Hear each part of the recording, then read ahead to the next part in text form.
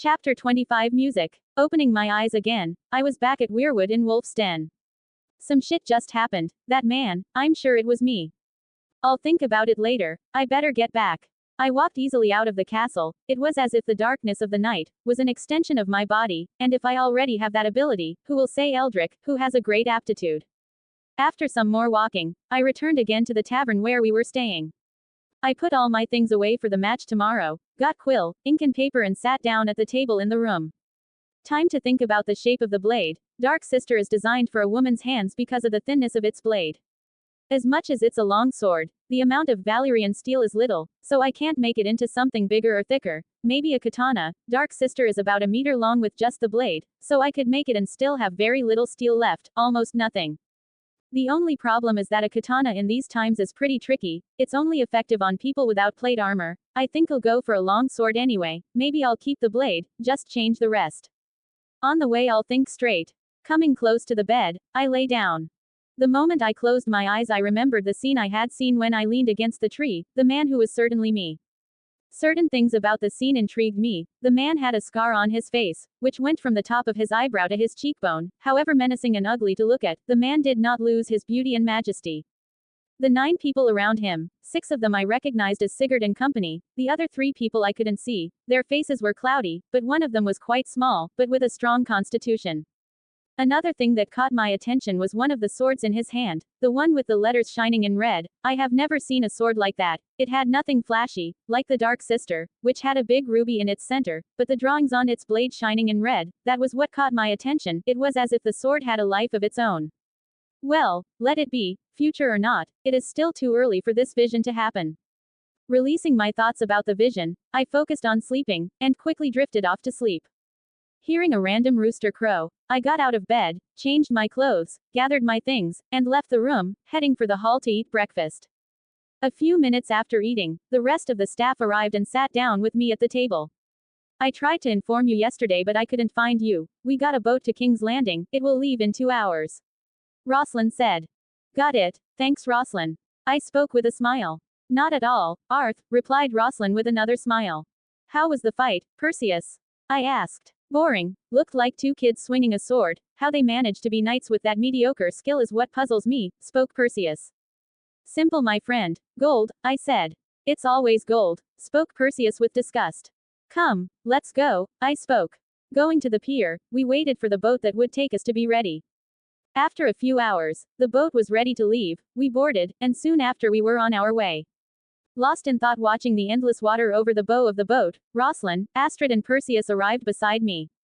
It's beautiful isn't it? I said. Yes, replied all 3 of them. When I was younger, I had a dream of traveling into the unknown. I spoke. And what has changed? Astrid asked. Responsibilities, family, and you guys. I spoke with a smile. Us. Why would we make you change your dream? Perseus asked. Remember I promised you greatness. I am lapping up the path to it. Who knows, when everything is falling into place, I will take a boat, and disappear. I spoke. But anyway, that's a subject for another day. We are almost to King's Landing, I have to start making preparations, I spoke. Arth, before that, can I ask you something? Rosalind asked. Nodding his head to her, Rosalind made her request. Could you sing a song? It's been a while since I've heard a song from you. Rosalind spoke. The moment Rosalind made the request, Astrid and Perseus' eyes lifted, and smiles appeared on their faces. Okay, just one song, I spoke. Right, Rosalind replied with a smile. Then go get my loot from my things, I spoke. Let me get it, said Perseus as he ran towards the place where our things were stored. Pav Rhoslyn. Always when the opportunity arises, I ask Arthur to sing us a song. Somehow his music brings me a peace, an ethereal feeling, as if he could transmit feelings and emotions. I was born and lived most of my life in Reach. My mother was a maid in the Tyrell house. I don't know what happened, but she was fired, and since she had no other way to support herself, she started selling her body in the cheapest brothels, and that's when she got pregnant with me. After a few years living with very little, she decided to move to the north, in search of a better life for us. Until now I don't understand how she could have been so stupid and naive as to go to the poorest lands of the 7 kingdoms in search of a better condition. My mother died a few years after we arrived in the north. More precisely in Winterfell, in an outbreak of bloody flux. After which I wandered around, stealing some food, until one day a soldier caught me stealing, and took me to the castle of the Lord of the North, thinking that I would be punished, but what I didn't expect, is that I was heading towards the turning point of my life, and the place where I found the hand that took me out of the gutter, the person who gave me a purpose, where I was already thinking of following the same steps as my mother, and here I am, surrounded by people I consider my family. Pav Arthur. After a few minutes, Perseus returned with my loot in hand. Seeing Perseus with the loot, some people on the boat came toward us, including Sigurd, who was arm wrestling with some sailors, and Kevin, who was competing in knife throwing at the mast with other sailors. Is the chief going to sing? Finally, ha ha ha ha, spoke Sigurd. Since we are at sea, I will sing a song with that theme, I spoke. After tuning the strings of the lute, I started to sing. Song. My mother told me. Music is the link that unites the life of the spirit to the life of the senses. Melody is the sensitive life of poetry. Ludwig van Beethoven. zLucasH creators' thoughts. 20 comments 0 vote. Chapter 26 King's Landing. After the song ended, everyone on the boat was cheering, but soon the cheering ended, as the captain of the ship went to see the commotion. What the hell is going on here? I went to take a dump and everyone left their posts. Go back to your posts now, we'll soon be arriving at King's Landing, said the ship's captain. Soon everyone ran to their posts, and only 6 of us were left. Taking advantage that we are almost there, I will go to see if Fenrir and Hela are okay, and make the planning for King's Landing. When we arrive, I want everyone to keep a low profile. In this city even the birds conspire. I spoke as I went to the place we left our things. Hours later, I hear the boat bell ring. We're here, boys. Get the goods ready for us to unload. The captain shouted. Time to go, get in those bags, and avoid moving. I told Fenrir and Hela. As if they understood perfectly what I said, the 2 of them got into their respective bags. Thank the gods they're puppies. If they were a little bigger there's no way they wouldn't attract attention. Talk asterisk talk. Arthur, we're here. Rosalind spoke, with the others following behind. I heard you. Get your things. Arth, why hide them?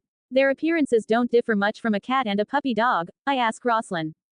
I know that, it's not in my nature to be discreet, but I want to avoid drawing attention in the capital, even more so now with the king's madness growing. The quicker we get out of this shit the better. And speaking of shit, holy shit, what is that shit smell? Spoke Sigurd with his hand covering his nose. If this is bad enough for normal people, we who have acute senses are fucked, spoke Kevin. It feels like I shoved my face up a beggar's ass, said Sigurd. Even a bum's ass smells better, retorted Kevin. Fool, it's like we don't smell worse, or have you forgotten the smell of shit, urine, blood, fire and putrefaction?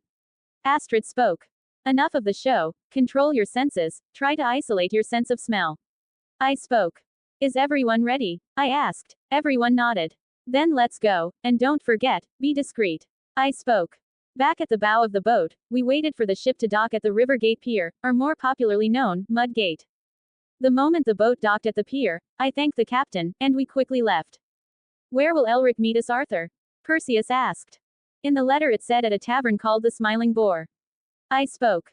And where is that? He asked. I have no idea, we'll have to find out. I spoke. After a few minutes of walking we stopped at the huge gate of the wall that surrounded the city. After passing through the gate trying our best to avoid the guards we arrived at Fishmonger's Square. The square was packed with people, market vendors were shouting trying to attract people, the smell of fish and shit mixed in the air. I'm going to ask for information, stay here. I went towards the beggar sitting on the ground, with a mug in his hand. Sir, I asked as I stooped down. What is it? The man asked with a harsh tone. The smell of low-quality alcohol and rotten teeth was almost worse than the smell of fish and shit. Do you know where a tavern called Smiling Boar is? I asked. And what's in it for me? Asked the man with a smile, at least what was left of it, for his teeth were mostly gone, and what was left were all rotted out. Will that do? I asked as I showed him 5 copper coins. 10 coins, he said. Taking a deep breath not to sink my hand into his face, I took another 5 coins and placed them in his dirty hand. There you go, hey, today I'm going to drink myself to death, spoke the man laughing. The tavern? I asked in a thick tone. Easy, that tavern is on the Street of Steel. You will walk until you find a store called Real Sword, turn in the alley after it, and you will get there, but know that even I think that place sucks. He spoke. Thanks, I said. Approaching the group again, I guided them to the Street of Steel. Arthur, are you feeling it too? Kevin asked. Nodding at him, we continued on our way. I took a knife that was in my robes and put it inside my sleeve. Feeling what? Asked Rosalind. We are being watched right when we get off the boat. Don't try to look for it, it might alert them. I spoke. How come you two can sense, and we can't? Our senses have been enhanced as well. Astrid spoke. Kevin, Elric and I possess a kind of sixth sense, so it is easier for us, but if you focus it is possible for you to feel too. Even normal people can feel, that is what we call intuition. Later I can help you sharpen it a little, but it all depends on you. I spoke. Right, spoke Perseus. Walking for a few minutes, I found the store the beggar had mentioned, and next to it was the alley. When we entered the alley, 4 men surrounded us, 2 in front and 2 behind. The moment they appeared, everyone was alert, and any movement would cut their jugulars. Look what we have here, 6 kids with full bags. Spoke a tall, dirty man, with dark, crooked teeth in his mouth, his clothes were rags, and in his hand was a knife. Can I help you? I asked, as I readied the knife in my sleeve. You can, how about passing your bags and coming over here and sucking my cock? Spoke the man. Just as I was ready to jam my Valyrian steel knife into his eyeballs, 4 people dressed in black appeared behind each man, and jammed a blade attached to their armbands into their necks, and quickly pulled the bodies out and hid them behind some barrels in the alley. And you are? I spoke, firming my grip on the knife. We are servants of Helheim. Utilius tarde quam nunquam. zLucasH creators thoughts. 20 comments 0 vote. Chapter 27 Return. The moment I heard that they were servants of Helheim, I loosened my grip on the dagger. Since you spoke so openly that you are servants of Helheim, I imagine you know who we are. I spoke. Yes, sir. Right, where is the Smiling Boar Tavern? I asked. This way, sir, spoke the man. Disappear with the bodies, spoke the man to the other 3. Their clothes consisted of a sort of black overcoat, a black hood covered their faces and a balaclava covering from the nose down. I like the outfit, but don't you think it draws too much attention wearing that in a city? I asked. You could say that, we only wear it when it's time to attack or at night, to disguise ourselves we do it this way. Said the man as he took off his hood and balaclava. Soon after he took off his overcoat and turned it inside out. His side was patched and dirty as if he had been wearing it for years without washing. Attached to the man's body was a vest with several throwing knives, and 2 daggers the size of my forearm was stuck in the sides. Oh, clever, I spoke with a smile. We wear these long clothes because it makes hidden weapons more imperceptible.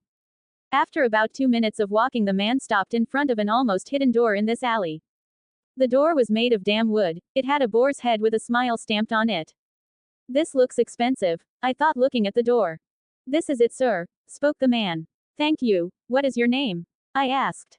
Michael, he spoke. Right, see you next time, Michael, I said, and Michael nodded and went on his way to the place we came from.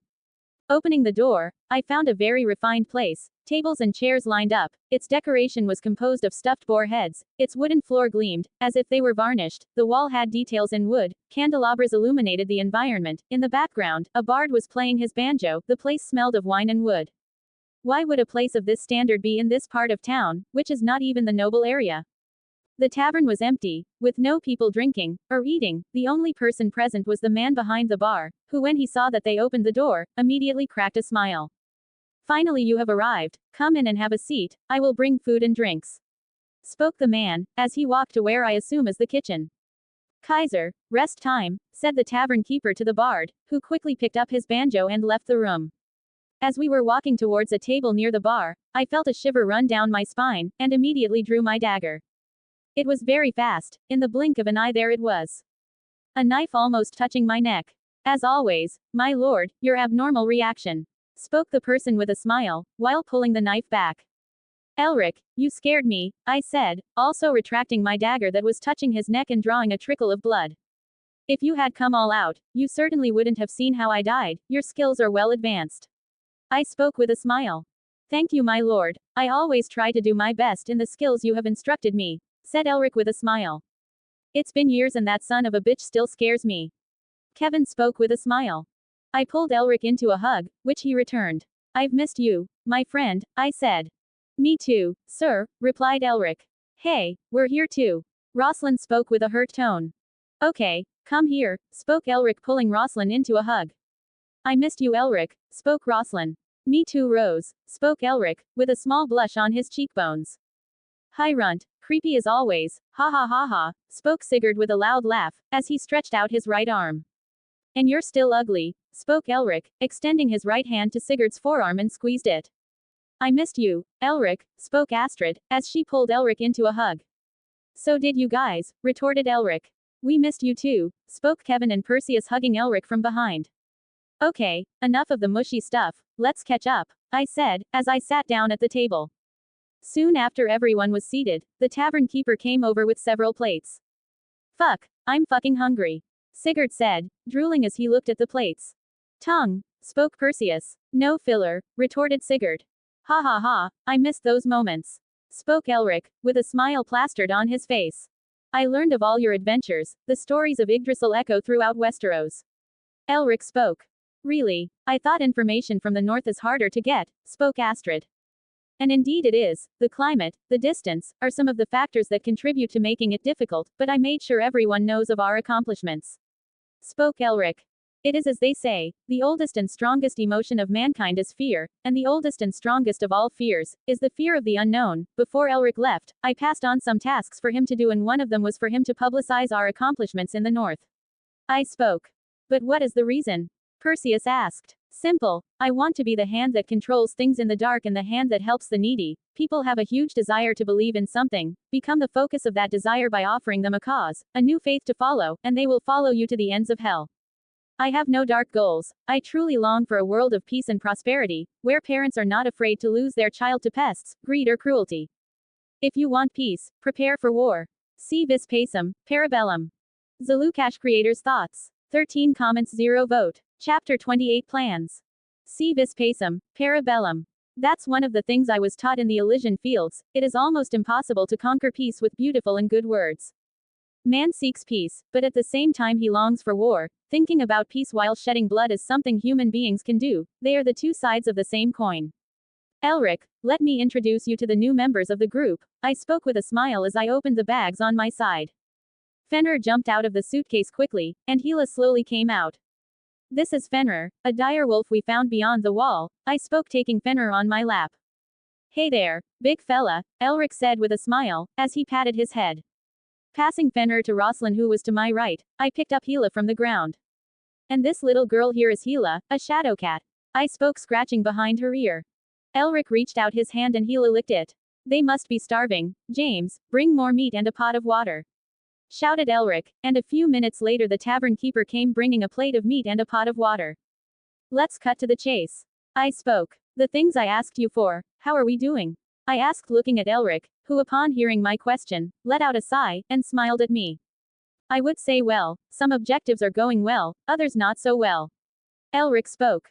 Just as we planned, I found some children willing to serve our cause. With that, we have about 121 specialized in assassinations. However, only 63 managed to complete the training successfully and are ready for the missions. The other 53 are completing their training, but I believe we will finish in a few moons. Elric said. 121 is not the amount we agreed upon, but I have made up for it in skill. I think you have had a chance to see, spoke Elric. Yes, Michael right. In fact, he is quite skilled, I spoke with a smile. He is one of the best who have completed the training. What about our network? I asked. We have at least one person in almost every house in Westeros, only missing a few smaller houses, which will soon be allocated. In the most powerful houses we have quite a few people undercover, in different occupations. Elric spoke. Did you put in Winterfell too? I asked. Just as we agreed, sir, spoke Elric.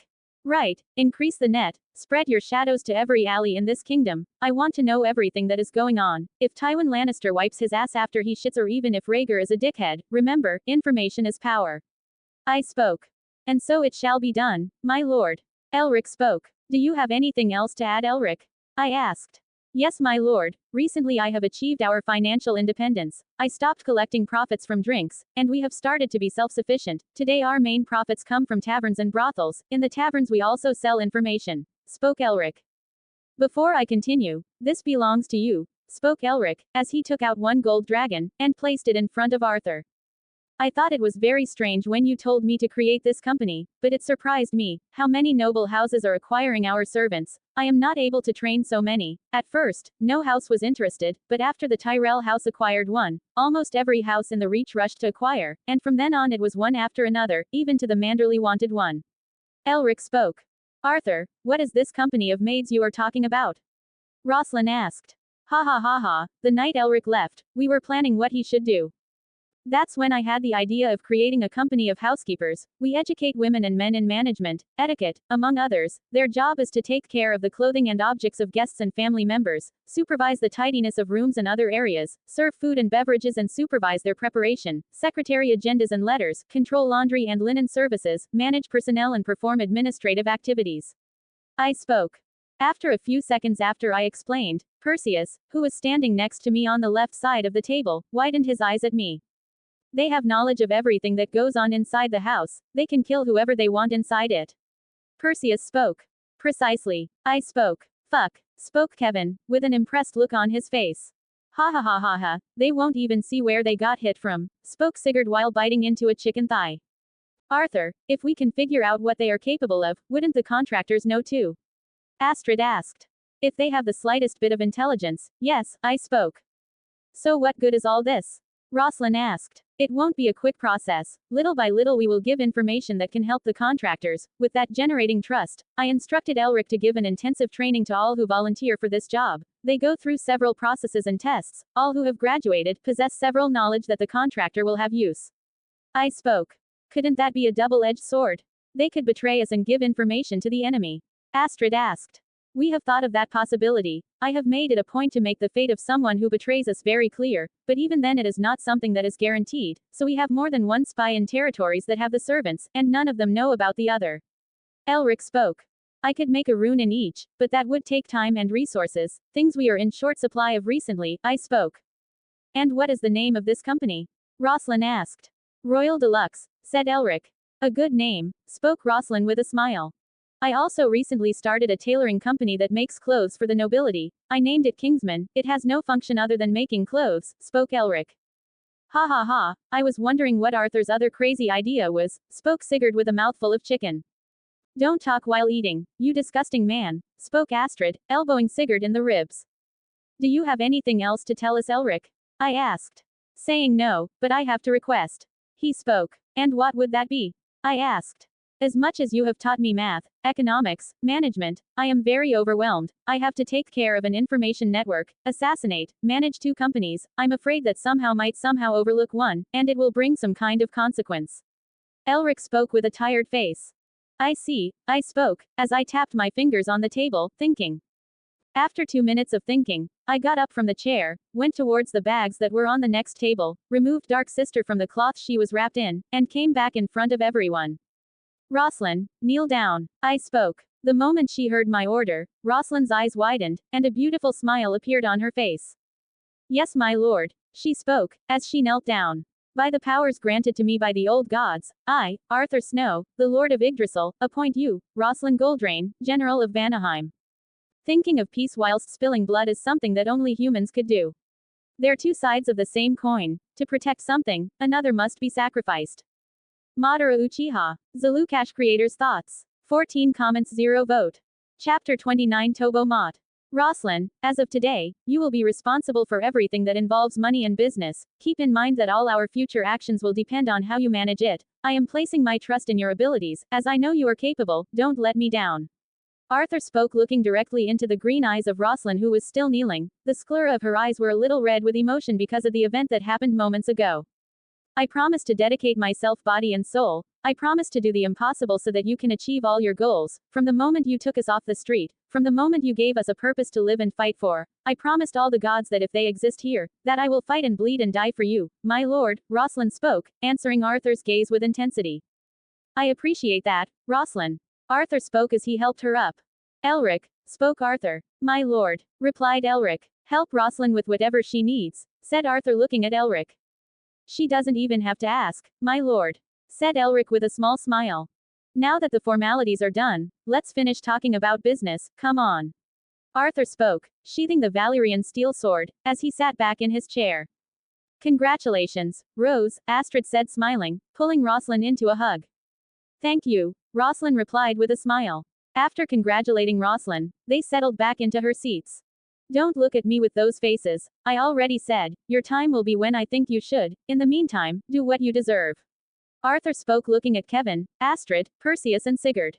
Tisk. As you may know, one of the main reasons we came to this city latrine, in addition to meeting Elric again, was because of a request I had made to him. I asked in a letter that he find a blacksmith capable of handling Valyrian steel. I found the Dark Sister while we were on the wall, but because it's an easily recognized sword and so it doesn't cause any confrontations with the Targaryens, let alone this troubled king, I decided to reforge another one. Arthur spoke, placing the Dark Sister on the table. When you told me that you had found a Valyrian steel sword, I never imagined it was the legendary Dark Sister, said Elric, looking in amazement at the sword on the table. How did you manage to find her?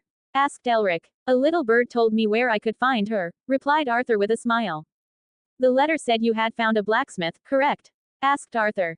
Yes, he is here in King's Landing. His name is Tobo Mott. His shop is at the top of Steel Street. He learned to forge in Qohor, as well as being one of the few capable of handling Valyrian steel. He is the only blacksmith in King's Landing capable of adding paint to the metals it works.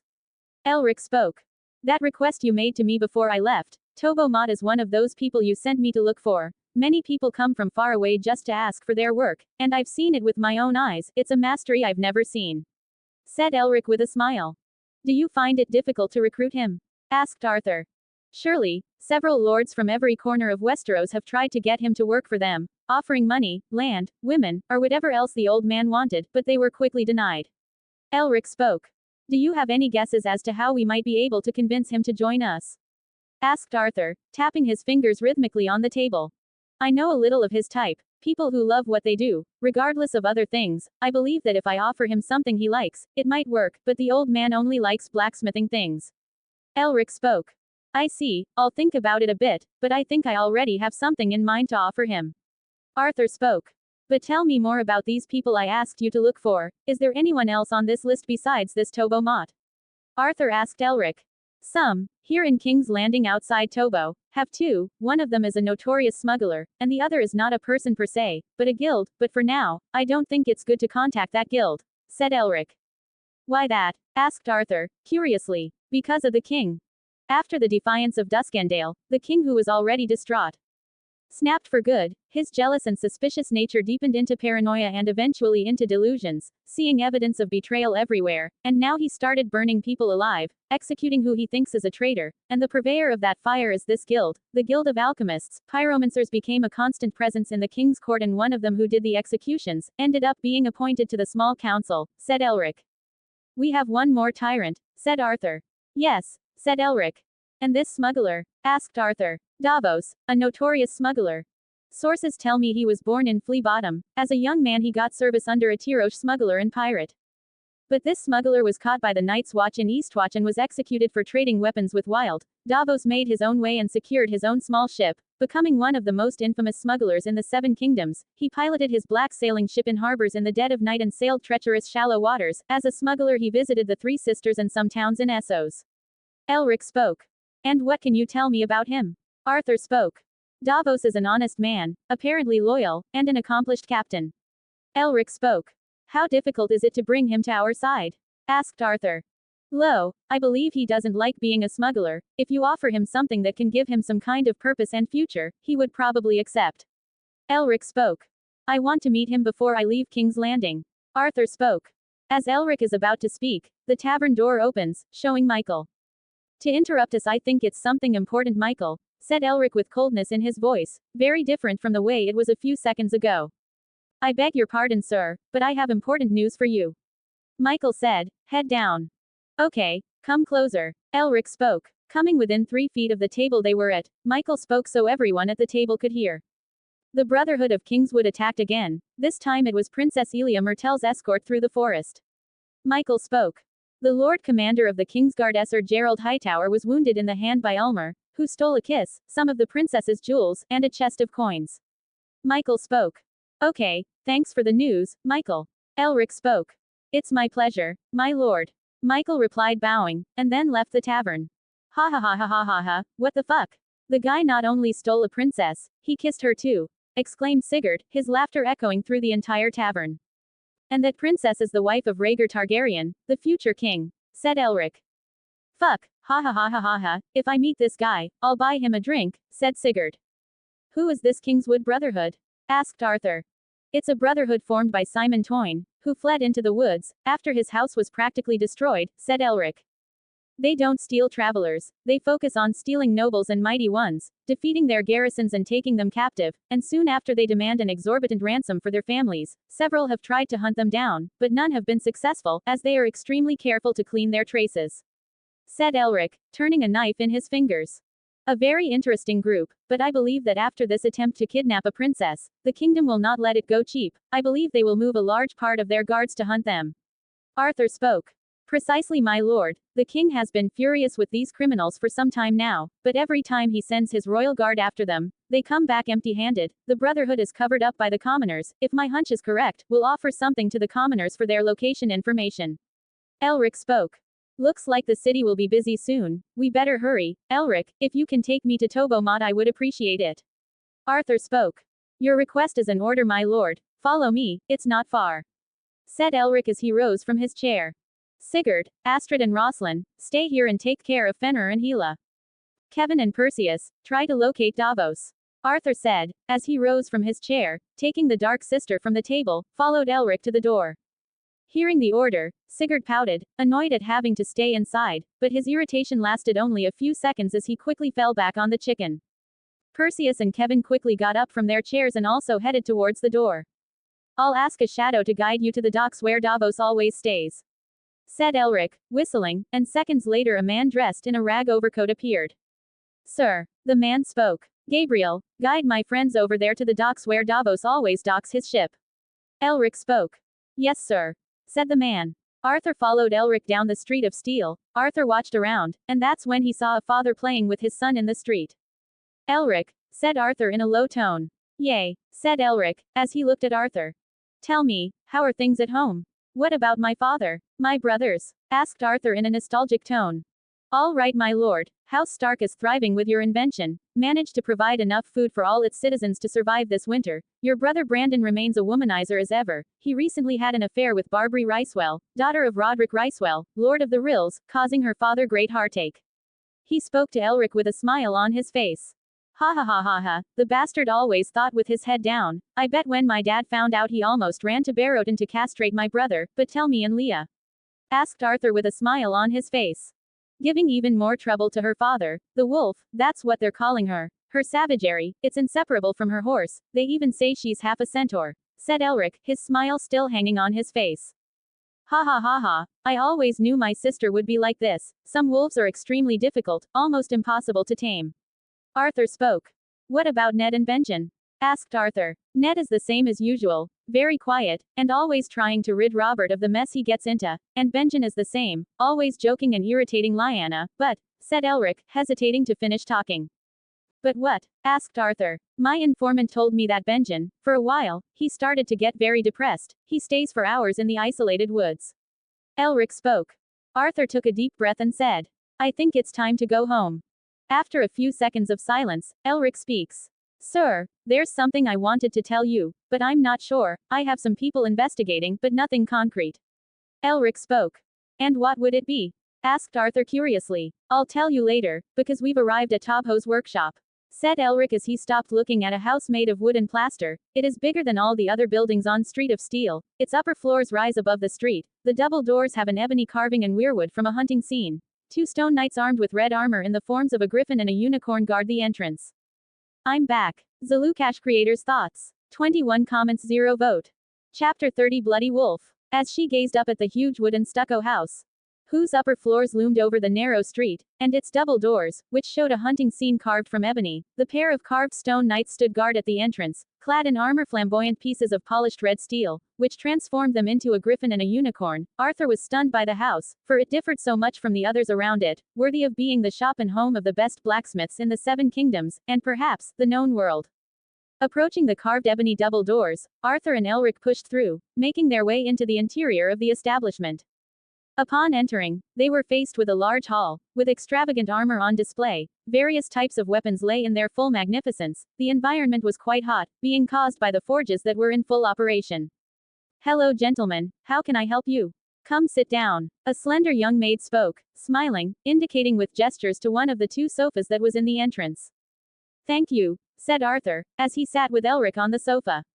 "Master Tobo will come soon to attend to you. In the meantime, may I offer you a drink?" Water, wine? Asked the young woman.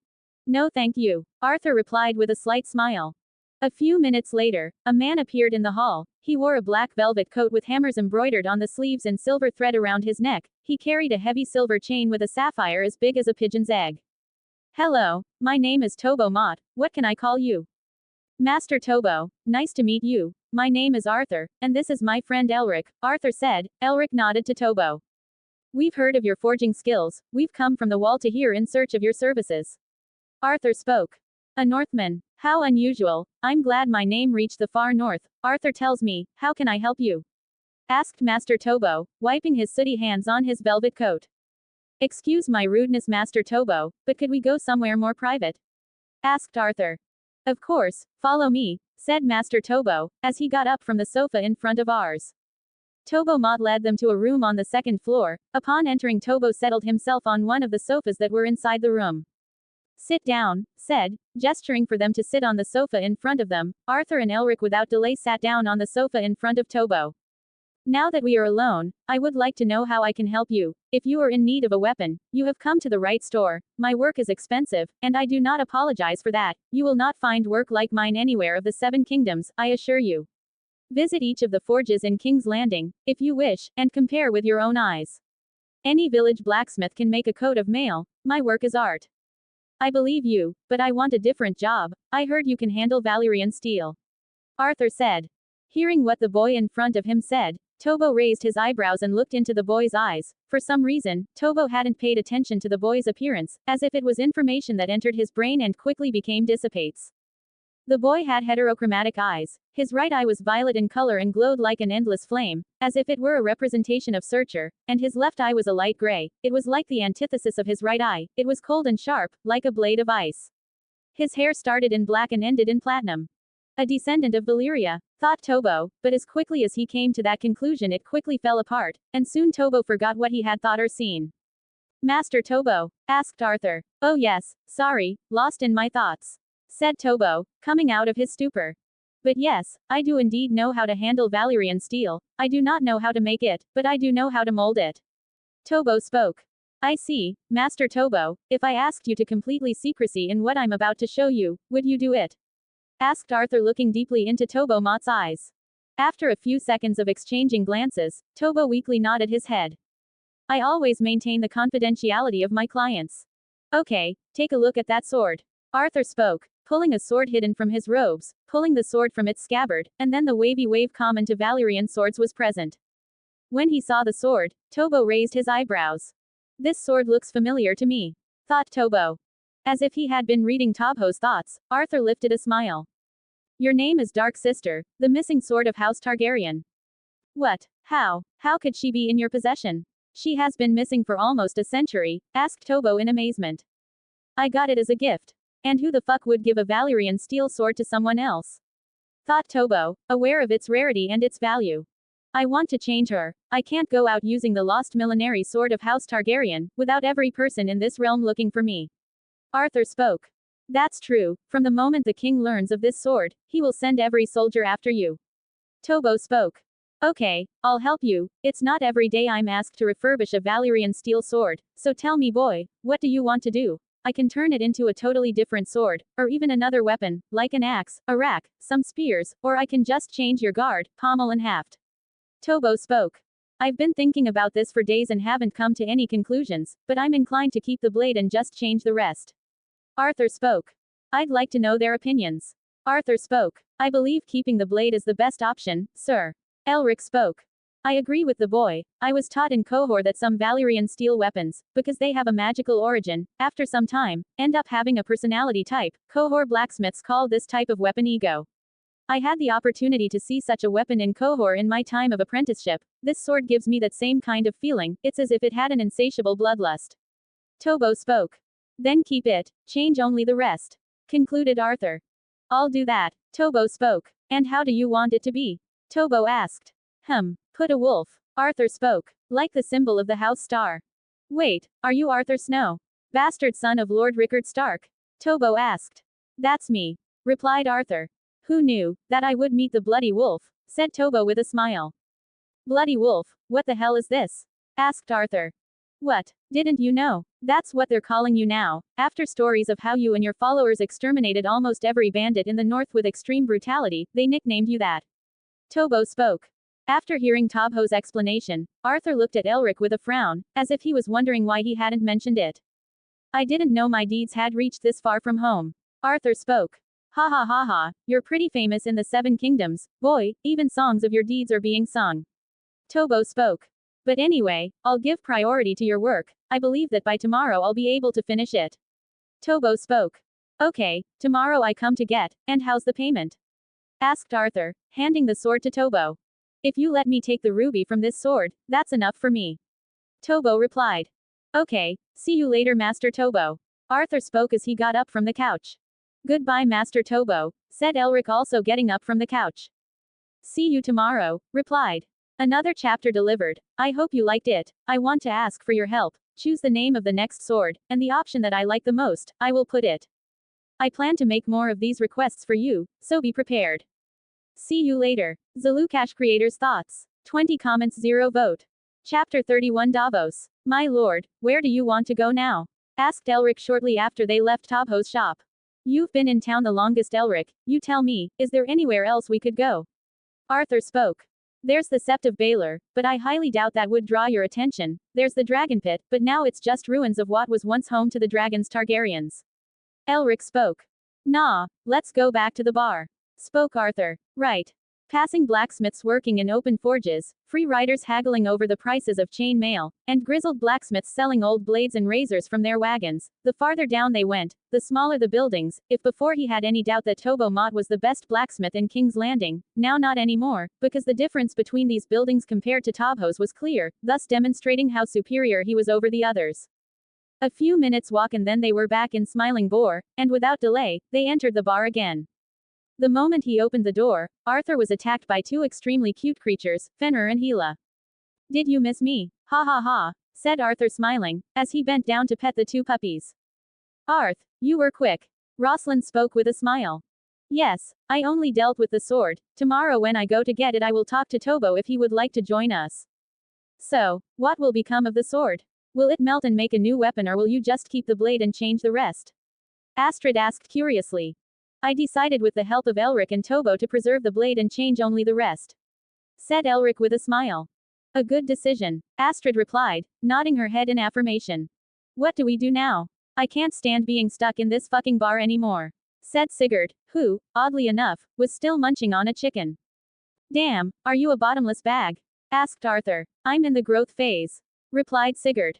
Only if you go sideways, but answering your question, I'm just waiting for Kevin and Perseus to return. If Davos is in town I'll talk to him. If he's not, we'll stay here until I get the sword. I don't want to draw attention, and you have an innate ability to cause discord.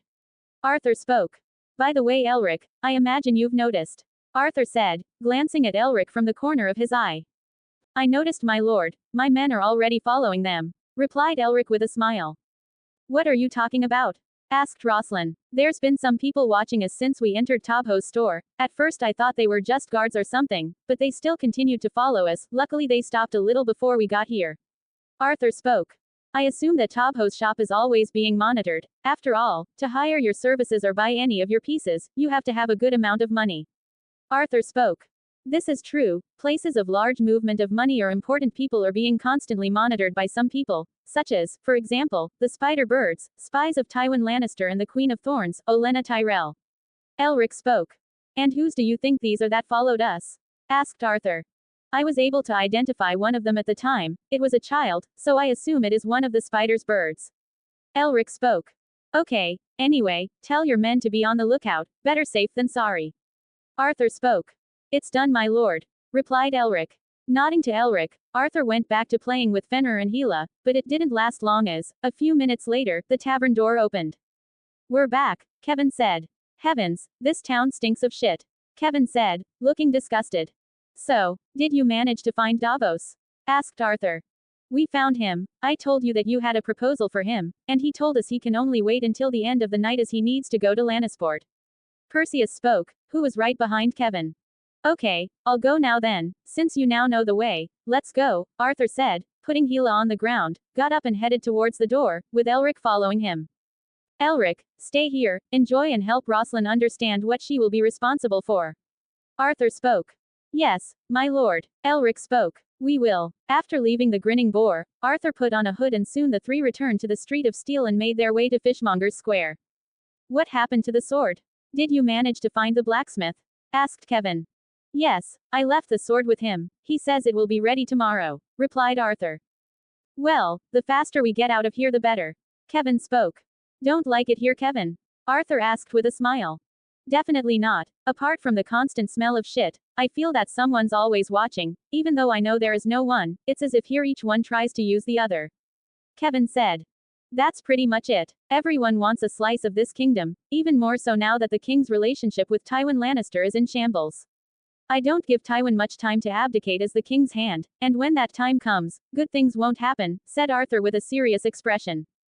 Soon they arrived at Fishmonger's Square, which was still crowded with people. Not only were people still there, the smell of manure and fish attacked everyone's nose. Arthur couldn't wait to get out of this sewer. Every second in this place, his senses were deteriorating.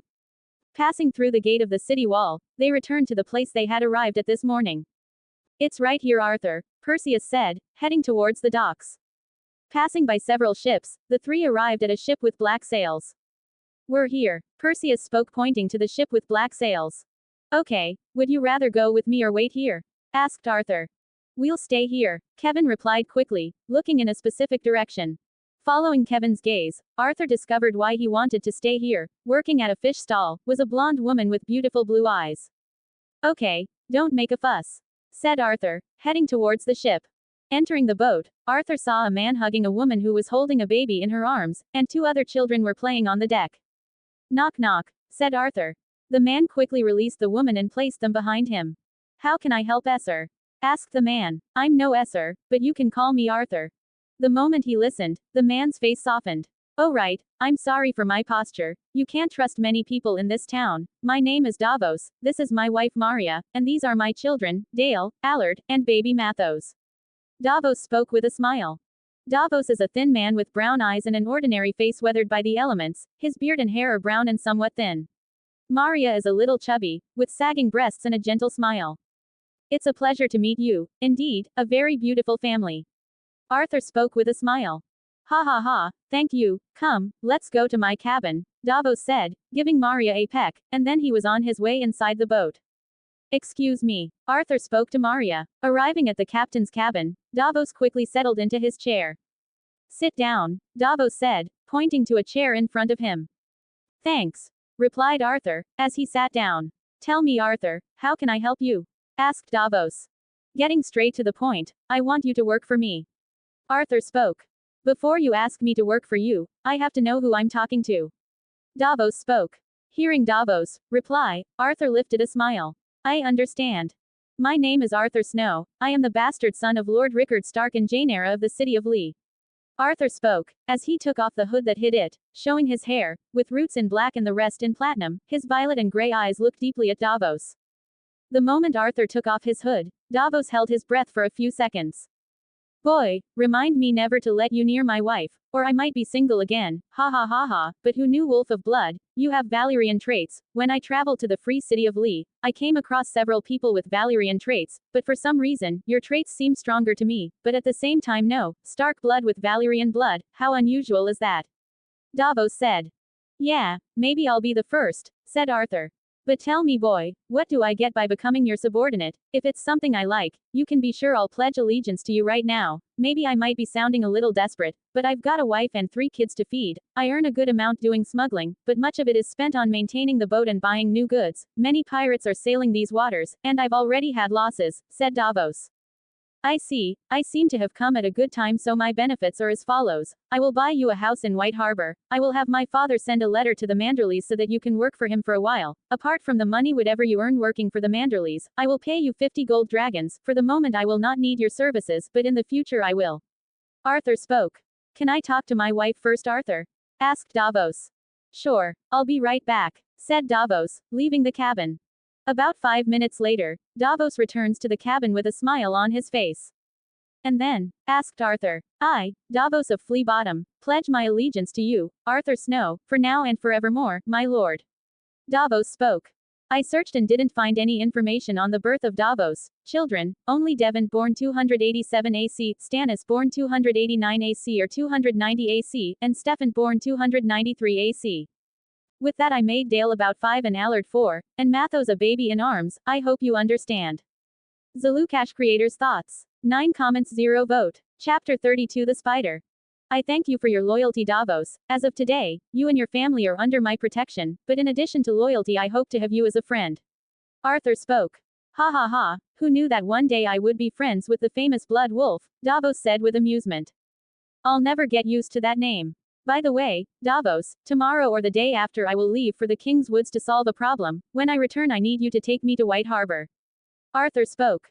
Okay, I'll be ready when you call me. Davos spoke. Davos, can I ask you a question? Clear, Davos replied with a smile. Do you happen to know how to read or write? Arthur spoke. No, I never had the opportunity to learn, replied Davos in a sad tone. And would you like? Arthur asked with a small smile. But of course, exclaimed Davos. Okay, I'll have someone teach you and your family to read and write, and if you want, you'll also learn to do math. Arthur spoke with a smile. Thank you so much, my lord. I thank you for me and my family. Davos spoke. Not at all, I have to have educated men around me. As soon as you learn to read, I'll give you some notes of mine about navigations. Arthur spoke. Are you interested in sailing too? Asked Davos curiously. Yes, I've always been passionate about the sea, so I've always sought to learn things that could be useful to me, but I never needed to use it. I believe that this knowledge in your hands will be better used, replied Arthur. I see, thank you, my lord. I will do my best to make the best use of this knowledge. Davos spoke seriously. Okay, it's late, I have to get back to my friends. Arthur spoke as he got up from his chair. I accompany you. Reaching the deck of the boat, Maria was nursing little Mathos. Dale and Allard were still running around the boat. Maria, it's nice to meet you, but I have to go now. Arthur spoke with a smile. Arthur, wouldn't you like to stay for dinner? Mary asked.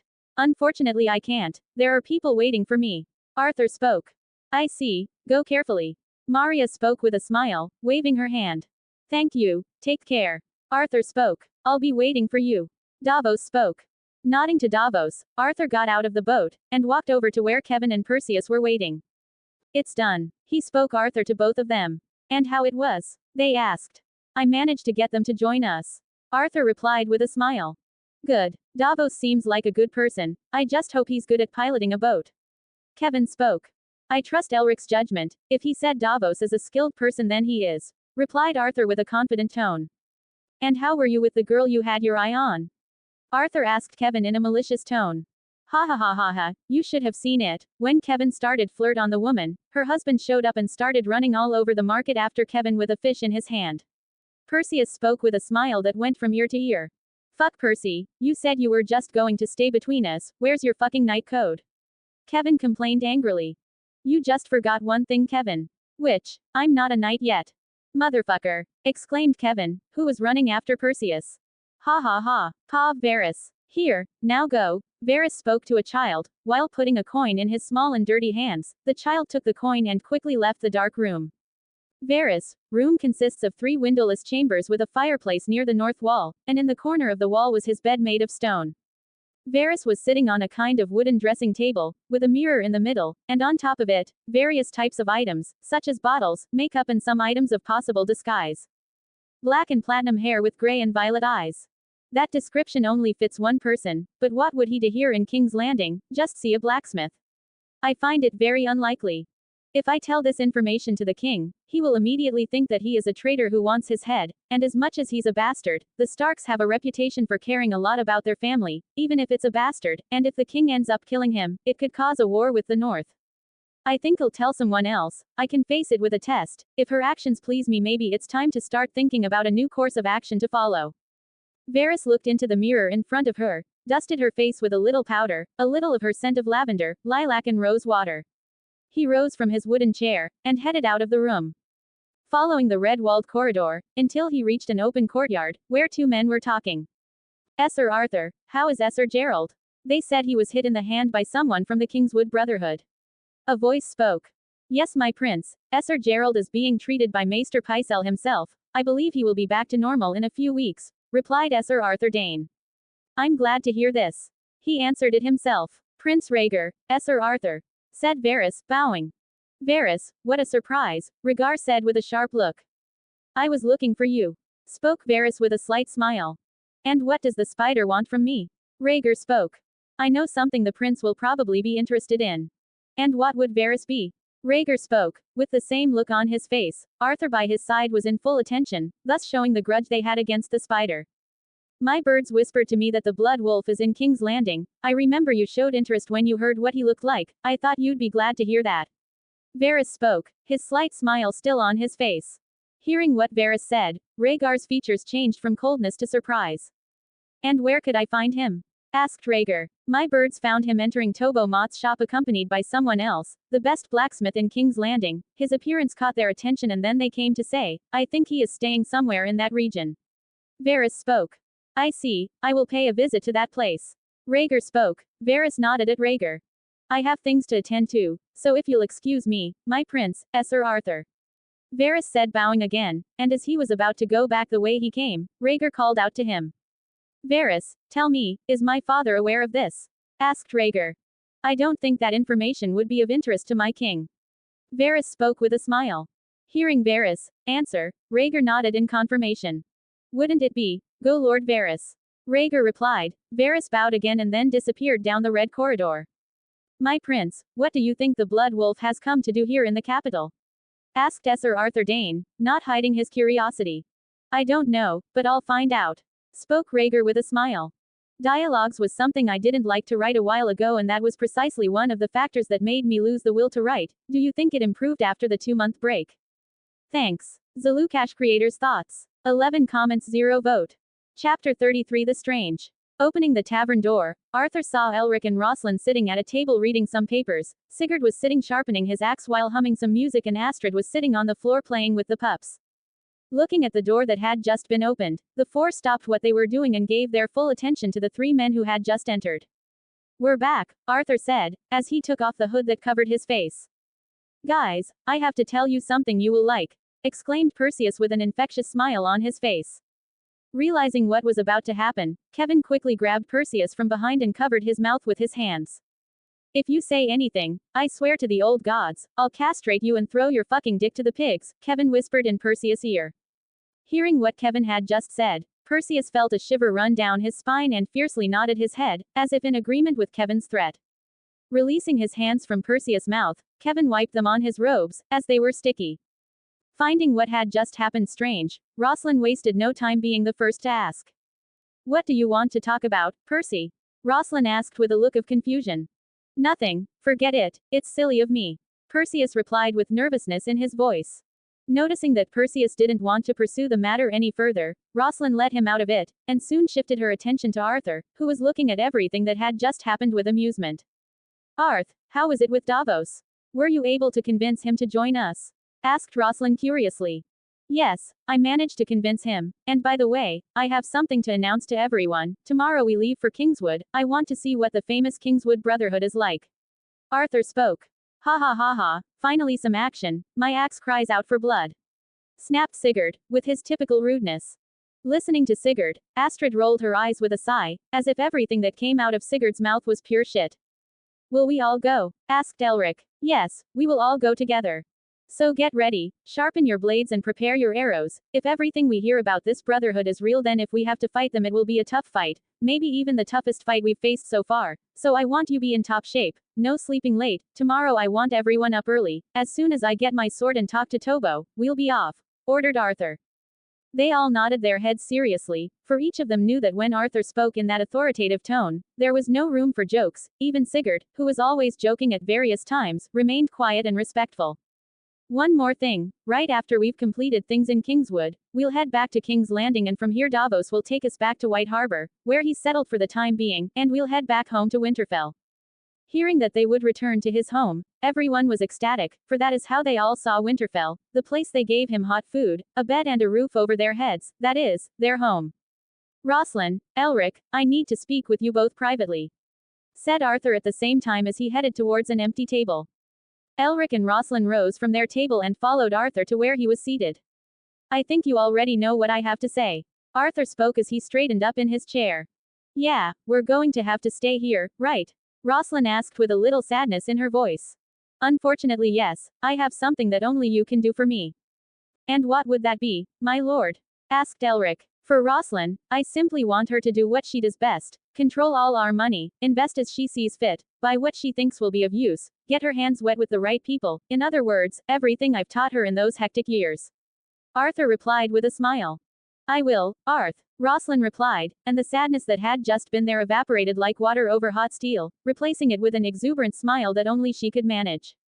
And you, Elric, I want you to do some chores for me, put the King's Maester under full surveillance. I've had some conflicts with another Maester and since then I can't trust any of them, and especially one who can at any moment whisper or make up stories in the King's ear, and I want you to map the entire Red Keep, all tunnels, secret passages, every hole. Arthur spoke.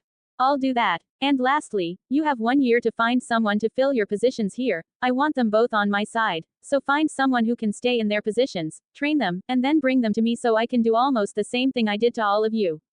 Understood. Yay, replied both. Okay, I'm going to sleep. Tomorrow is a long day. I suggest you do the same. Arthur spoke as he got up. Fenrir, Hela, let's go, Arthur said to the two cubs. Hearing the call, the two ran after Arthur and went upstairs, where his quarters were. Without delay, Perseus, Astrid, Sigurd and Kevin also retreated to their dormitories, leaving only Rosalind and Elric downstairs. Looks like we're going to spend some time together, Elric. Rosalind spoke with a smile. As what it seems, replied Elric with a small blush on his cheek. It's late, we better go to sleep. Rosalind spoke as she stood up. Good night, Elric, sleep tight. Good night, Rose, replied Elric with a small smile on his lips. Arthur Dane Pav. Tomorrow we'll be patrolling the entire Street of Steel. Prince Rhaegar is looking for a specific person. Arthur spoke to some men. But how are we going to find him? Hundreds of people pass through that street all the time, asked one of the men. This person's appearance differs from many, so it will be easy to find him among the others. He has black and platinum hair, the color of the prince, his eyes are gray and the purest lilac. Sir Arthur, that description is. Yes, the prince wants to find Arthur Snow, the infamous blood wolf. Arthur Snow Pav. Night quickly passed, and soon the sun was up, the light streaming through the slits in the window bringing with it some of the morning heat. Arthur was already on his feet, sitting on the wooden bed with a straw mattress, thinking about his next steps and rethinking how he would try to bring Tobo Mott into his group. Minutes passed and then Arthur gets up, his whole body showing, because he was without any kind of clothing. His body was like a Michelangelo sculpture, his muscles were fully proportional, as if they had been sculpted by divine hands, muscles that were hitherto unknown were evident. Putting on a black shirt and gray cotton pants, Arthur pushed his shoulder-length hair back. I think it's time for a haircut, Arthur thought as he fiddled with a strand that fell over his eyes. Gathering his things, Arthur left his room, and went downstairs to the lower floor, where the bar was located. Just like yesterday, the bar remained empty, only James, still wiping some glasses and plates behind the bar. Everyone was already there, Sigurd eating, as usual, and the rest talking among themselves. Good morning, Arthur, Astrid said, being the first to see him arrive. Good morning, people. Good morning, all replied at the same time. Sir, would you like something to eat? Asked James. No thank you, Arthur replied with a smile. Okay, whenever you want, just ask. James spoke. My lord, what time do you want to go to Tobho's workshop? Asked Elric. Now. Okay, I've been informed that an unusual number of gold cloaks have been spotted patrolling the Street of Steel. Elric spoke.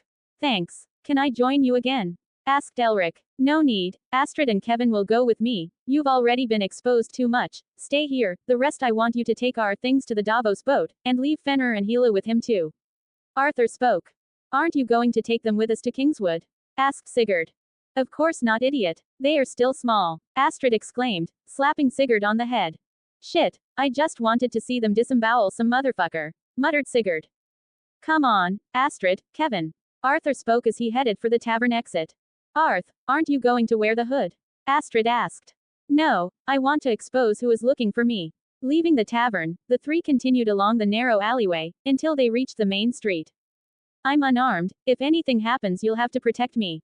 For someone as smart as you, you're pretty stupid, why would you go out unarmed when people are after you? Kevin spoke.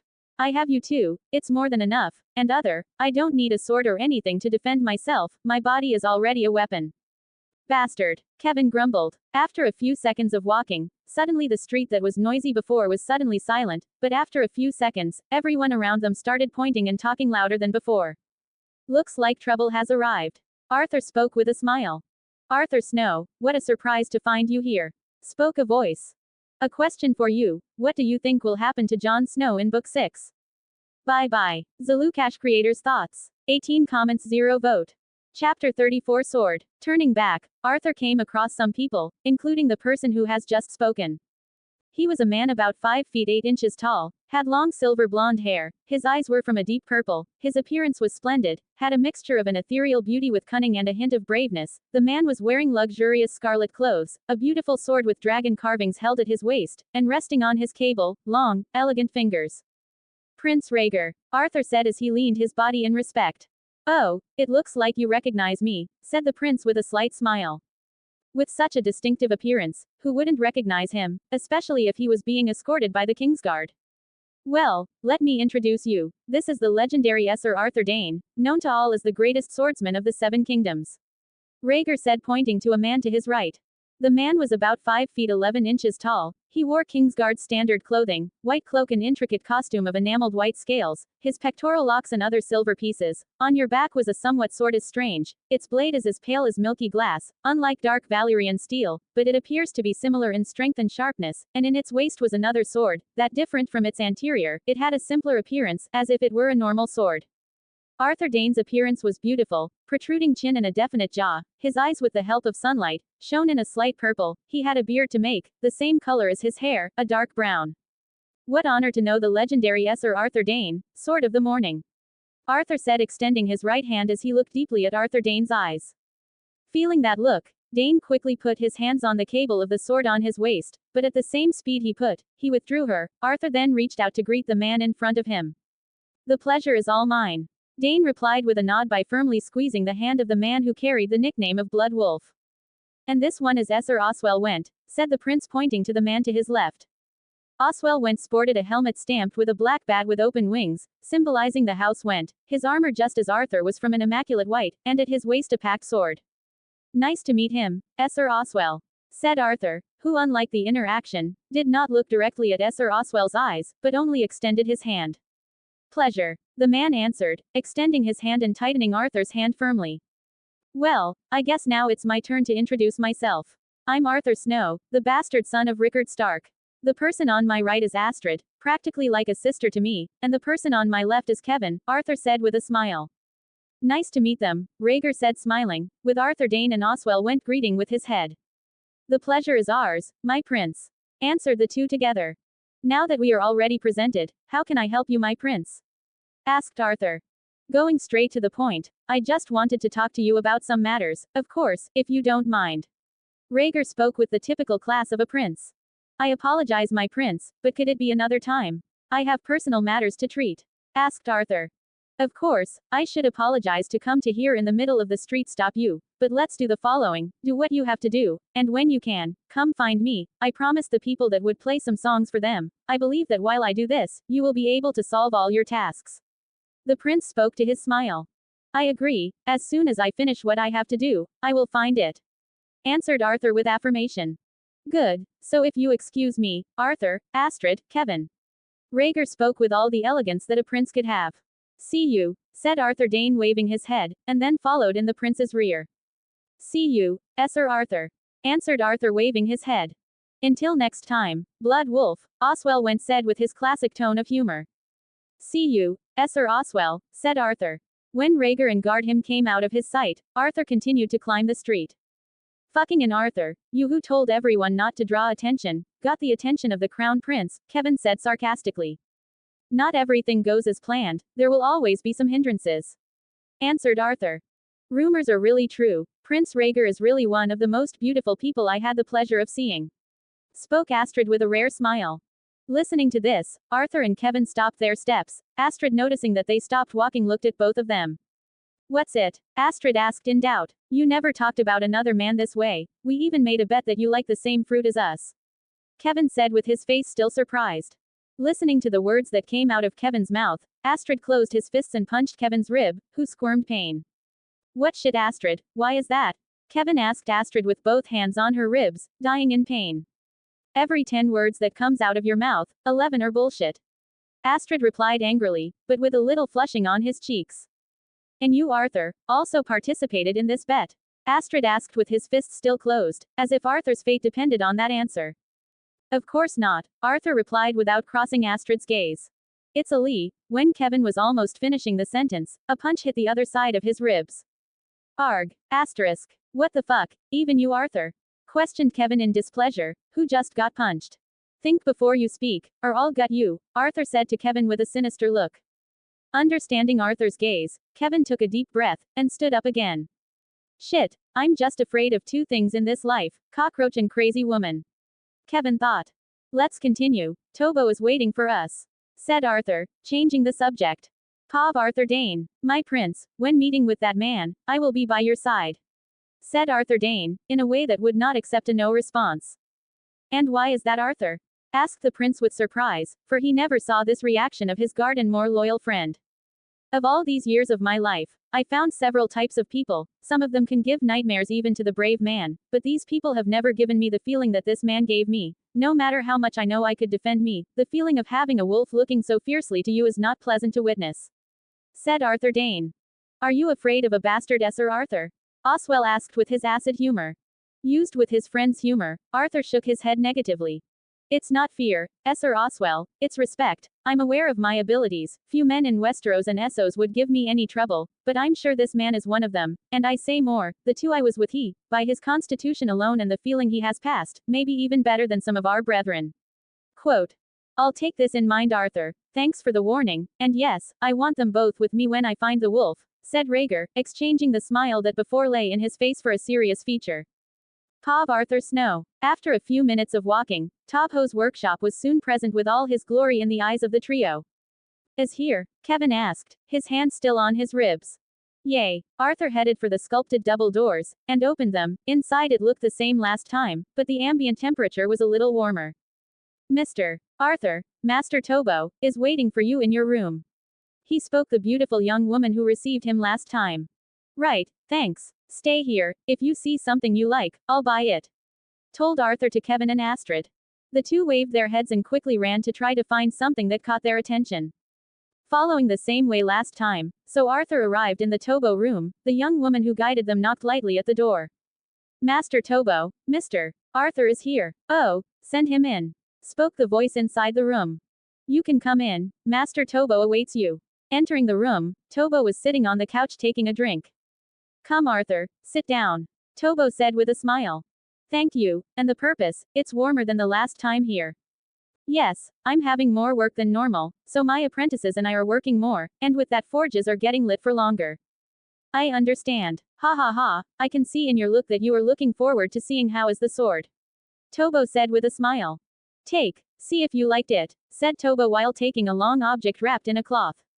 Arthur took the object and then removed the cloth that covered it, showing a black sheath with crimson wolf carvings. The pommel of the sword was silver in color, with a roaring wolf's head. The handle was made of a kind of black leather lined in silver, and the guard was the same silver color as the pommel, with carvings of a wolf pack stretching along its entire length, but at its center was a large wolf's head.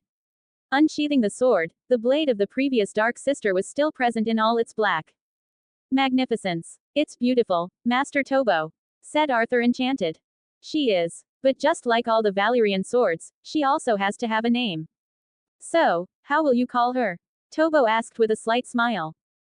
Let me think for a moment. Quote. After a few seconds, Arthur raised a smile. Looks like you already know, boy, then. Your name will be Frostbite. Arthur Dane's appearance has no description, so everything I put in was how I picture him. Frostbite was a suggestion from Juno_Fisher_01. I really like the name, because somehow it represents both fire and ice. I hope that as I liked it, you like it too, and thanks Juno_Fisher_01, for this cool suggestion. zLucasH creators thoughts. 35 comments 0 vote. Chapter 35 New Steel. Running his fingers across his new blade, Arthur felt a small vibration, as if somehow the sword's new name pleased him. Now that we are done with the sword business, I have something else I wanted to talk to you about, Master Tobo, spoke Arthur, changing his cheerful countenance to a more serious one.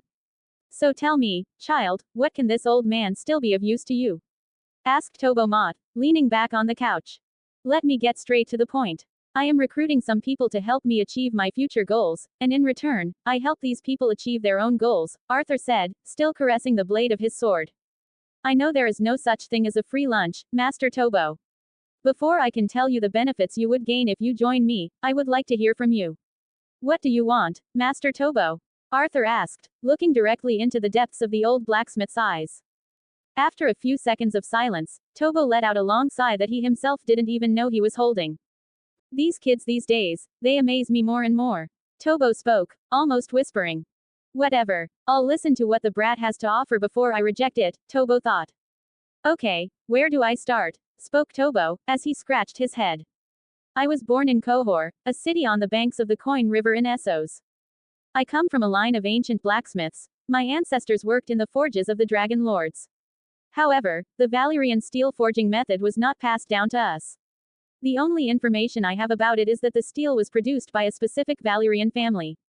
I don't know the actual name of this family, only that they produced the ingots, and the slaves working in the forges created the weapons, jewelry, and other things, Tobo spoke as he took a sip of his drink. Answering your question, child, my ambition is to be able to produce Valyrian steel again. I do not crave riches, fame, women, or recognition. I am an artist, and everything I forge is for my own satisfaction. I have full conviction that I am one of the best blacksmiths in the known world, but because I cannot produce this cursed steel, I feel something in me that I cannot explain. It is as if a part is missing for me to reach completeness. Tobo spoke with such fervor that as he finished, he felt something was pulled from his chest. I guess I needed to have a conversation like that, thought Tobo with slight satisfaction. After a few seconds absorbing Tobo's lines, Arthur rose from the couch, placed frostbite in its sheath, and soon approached the door. I fully understand your wishes, Master Tobo, and if you follow me, I promise that I will do the possible and the impossible for you to achieve this dream of yours. Unfortunately, it is something extremely difficult to achieve at the moment, but in the future, I am fully sure that I will be able to help you with this. But for now, I can provide you with something in return, spoke Arthur with a small smile at the corner of his lips. And what will you give me, boy? Asked Tobo, curious about what that child could provide him with. I will not give you anything, Master Tobo. I will teach you, spoke Arthur as he left the room. Curious about what the boy was talking about, Tobo got up from the couch and followed the boy out of the room. Arriving at the floor where the forges were located, Arthur stopped in front of one and turned to Tobo. Can I use it? He asked. And do you know how to use it? Tobo asked slightly suspiciously. We'll see, replied Arthur with the smile still present on his lips. All right then, make yourself at home. At the back of the store, there is a storeroom with the irons. You can use them, but if somehow you waste any material or are just acting like you understand forging, I swear on my name that I will never make anything for you again. Is that okay? Asked Tobo with a straight face. I agree, answered Arthur, as he headed to the back of the store to get the items he needed. After a few minutes, Arthur returned, bringing with him 2 types of ingots. Seeing the ingots Arthur brought, Tobo was left wondering what the boy would do. One of the ingots Arthur had brought is steel with a high carbon content, and in a blade, the greater the amount of carbon, the harder the blade is and the thinner the cutting edge, which helps the blade stay sharp for longer. This is because it is the carbon that allows the metal to harden when tempered. The other ingot was one with a low carbon content.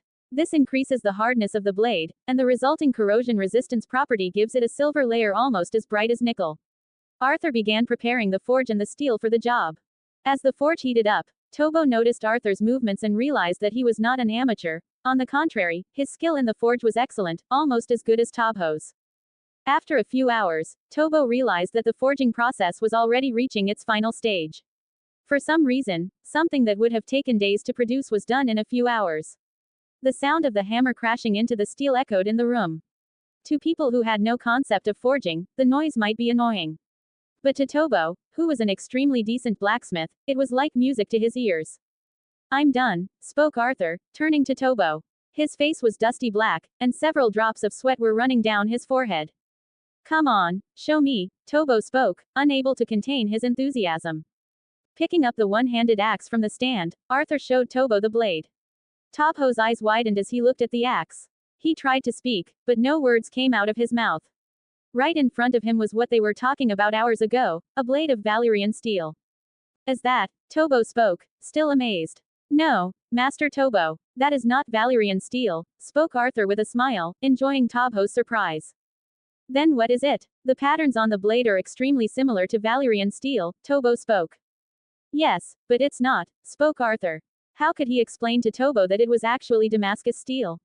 In fact, that steel didn't exist in this world as far as he knew. Maybe he could take advantage of it. Arthur thought. This is a new kind of steel I invented, said Arthur. But how? Asked Tobo Mott. The secret of forging that kind of steel is entrusted only to my subordinates, spoke Arthur with a smile. Understanding the significance of his answer, Tobo thought briefly before making a decision. Okay, I am willing to be your subordinate if you teach me this method, Tobo spoke. Then it is done. I thank you for trusting me, Tobo, spoke Arthur, stretching out his hand for a shake. Likewise, Tobo replied, shaking Arthur's hand. By the way, what is the name of this steel? Asked Tobo. That's a good question, Arthur thought. Let's call it frost steel. 24 comments 0 vote. Chapter 36 The Necklace. And when are you going to teach me how to forge that steel? Tobo asked anxiously. I'm currently busy to teach you in person, but if you think you can learn from a recipe, I can give it to you now, Arthur replied. As if challenged, Tobo looked deep into Arthur's eyes and snorted. But of course I can. If I couldn't grasp it from a recipe, I couldn't be considered a master blacksmith, Tobo retorted. All right then, take this, Arthur said as he pulled out a piece of paper and handed it to Tobo. Memorize it and burn it right away. In this city, everything has eyes and ears, Arthur warned. Right, Tobo replied with a nod of his head. Well, it seems we're done here. Carry on with your work. If I need you, I'll get in touch. And if you need any help, whatever it may be, go to the Smiling Boar Tavern, tell them you're my subordinate, and you'll be taken care of, Arthur said. All right, before you go, I have something for you. Wait a moment while I fetch it, Tobo said as he went upstairs. As Tobo ascended, Kevin and Astrid made their presence known. Arthur, Kevin spoke as he approached. Where have you been? Arthur asked. I searched around here but didn't find anything that caught my attention, so I went out to get some fresh air. It's fucking hot in here, Kevin replied. I didn't find anything either, and I went out with Kevin to keep him from causing trouble, Astrid replied aggressively, glaring at Kevin. All right, I'm done here. Tobo just went to get something he wanted to give me, and then we'll leave. I want to get out of this city today, Arthur said. All right, don't forget you have a meeting with that prince, Astrid said. Shit, I was almost forgetting, but either way, it doesn't matter. I can already imagine what he wants from me, and if it's what I'm thinking, our conversation will be short, Arthur replied. Oh, by the way, while we were outside, I noticed some people keeping an eye on us, and the weirdest thing is that they weren't together. They were probably spies from different people, Kevin said. I figured it would be like that. It's not every day that a northerner comes to King's Landing, especially one who's the bastard son of the Lord Paramount of the North and has a reputation for killing a large number of criminals in that part of the kingdom. It would be strange, in fact, if there weren't people spying on us, Arthur responded. And the suspicion increases even more when this bastard has a face-to-face conversation with the crown prince in the middle of the street, Astrid said. Precisely, Arthur replied with a slight smile. I'm back, Tobo said, reappearing while holding a small wooden box. Here, I brought this with me from Qohor. My relatives received it from a traveler from Pentos many years ago. He had asked my ancestors to rework a Valyrian steel sword for him, but since he didn't have enough money to pay, he paid with this necklace, Tobo explained, handing the wooden box to Arthur. Taking the box in his hands, Arthur calmly opened the small box. Inside was a necklace with the characteristics of Valyrian steel, and in its full splendor was the head of a wolf, with red rubies in its eyes. A wolf, Arthur said. It's not just that, lad. Look behind the wolf's head, Tobo replied with a smile. Looking behind the wolf's head, Arthur could see something written, runes, to be more precise. And having the bloodline of the first men in his veins, Arthur had tried to learn the runic script. Although the meanings of some had been lost over time, Arthur recognized these runes with familiarity, for they were mentioned in various books about their house. Brandon Stark. Brandon Stark. Which Brandon Stark? Arthur asked, puzzled. Now it's up to you to figure out which Brandon Stark owned this necklace, Tobo said. Do you have any idea how many Brandons there were in House Stark? Arthur said with a sarcastic tone in his voice. Following your customs here in Westeros, I'm sure there were more than hundreds, Tobo replied with amusement. And how did this necklace come into your possession? Arthur questioned. This necklace somehow became an heirloom of my family. An Andal merchant came to my family in Qohor and asked us to work on his Valyrian steel arak, and so we did. But at the time, the man didn't have enough money to pay, so he left this necklace as payment, Tobo explained. But that doesn't explain how a Valyrian steel necklace that belonged to my family ended up in the possession of that Andal merchant. I don't recall the Starks venturing much into Essos. In fact, I only remember 2 instances, Arthur said. And what are those? Tobo asked, as if enjoying the story. The most recent would be the men and women who left the north and founded a mercenary group, the Company of the Rose, in Essos, after Torrhen Stark knelt before Aegon the Conqueror. And within that group, there would have been some Starks. The other would be Theon Stark, who defeated Argos Sevenstar and sailed across the narrow sea to the coast of Andalos with Argos, body displayed on the bow of his ship as a figurehead. He pillaged and burned several Andal villages, killing hundreds and capturing fortified towers and septons. Soon after, he displayed the heads of his victims on spears along the northern coast to deter future invaders, Arthur said. Worthy of being called the Hungry Wolf, wouldn't you say? Tobo said with a slight smile. But unfortunately, I don't know the specific date when this necklace was acquired, whether it was during the conquest or long before that. I'm sorry, Tobo said. After absorbing the information about the necklace, Arthur looked at Tobo and nodded his head. A thank you for this gift, Master Tobo. I will investigate it, Arthur said gratefully. I'm just returning it to its rightful owners, nothing more, Tobo said with a smile. I'm leaving now, Tobo. Remember to burn the paper as soon as you finish reading it, Arthur said, extending his arm for a handshake. Of course, Tobo replied, extending his arm for the handshake. Astrid, Kevin, let's go. Arthur, Astrid, and Kevin left the shop and walked along the bustling street. By the time they had been inside the shop, evening was setting in. It seems we'll have to postpone our departure from the city for another day. Take the sword back to the Smiling Boar and let the others know we'll leave at dawn, Arthur said, handing the sword to Kevin. Right, Kevin replied with a nod. Do you want me to accompany you? Astrid asked. There's no need. Go back with Kevin and make sure he doesn't stop at brothels along the way, Arthur said. Nodding her head, Astrid pulled Kevin's arm and headed toward where the Smiling Boar was located. Time to find a prince. Arthur then began to walk in search of Prince Rhaegar. After a few minutes of walking, Arthur arrived at the main square, which was crowded with people. On top of a kind of platform stood a handsome man with long silver blonde hair, holding a finely ornamented harp. 2 men in white armor with golden details stood guard beside him, their long white capes distinguishing them from the other guards. More city guards were positioned around the platform, ready to act. Contrary to what one might expect from a crowded square, it was silent. The predominant sound in the atmosphere was the melody of the harp and the melodic, deep, and captivating voice of the prince. Arthur, who was extremely proficient in the musical field, couldn't deny Rhaegar's talent, as he knew that the gift of singing was present in him. Trying to get closer to the platform, bumping into some people, Arthur positioned himself in front of it, making his presence known to those above. Noticing Arthur's presence, Rhaegar nodded his head at him and then returned his focus to the music he was playing. After a few minutes, Rhaegar released his fingers from the harp, embracing it. He stood up from the bench he was sitting on and addressed everyone present. Thank you to all who stopped what they were doing and listened to the music I played. I hope I didn't embarrass myself in front of you all and that this simple melody has somehow brought joy to your hearts. I wish you a beautiful evening, and until next time, Rhaegar said as he stood up and descended from the platform. The square went from the sound of just the harp and the prince's voice to applause, whistles, and shouts with the prince's name. Arthur then approached Rhaegar, who was waiting for him beside the platform but was stopped by 2 city guards. Halt, this is the limit. Let him pass, he's with me, Rhaegar's voice came from the background. Yes, my prince, the 2 guards said, allowing Arthur to pass. And what did you think of the music? Rhaegar asked with a smile. It was magnificent, my prince, Arthur replied, maintaining his composure. Ha ha ha, thank you very much, the prince said, his smile stretching from ear to ear. Arthur then realized that Rhaegar didn't do what he did solely for some kind of benefit. Of course, there was always a purpose behind every action, but Arthur knew that Rhaegar sang and played for his own satisfaction. He knew this because he was the same way. Since his time in the Elysian Fields, one of the few things that calmed his mind in times of conflict was music. But then, my prince, what would you like to discuss with a simple bastard? Arthur asked. You possess nothing of simplicity, and don't diminish yourself by calling yourself a bastard. My wife is Dornish, and there, bastards are treated with greater equality and tolerance, able to inherit lands and titles depending on the circumstances. It's something I intend to bring to the rest of the kingdom when I become king, Rhaegar replied. It's a noble thought, my prince, Arthur said with a smile. Enough talk. Let's go. I'm thirsty after singing, Rhaegar said, heading towards a tavern near the square they were in.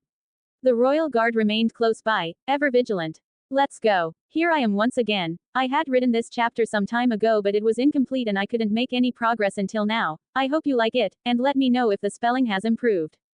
zLucasH creators' thoughts. 44 comments, 0 vote.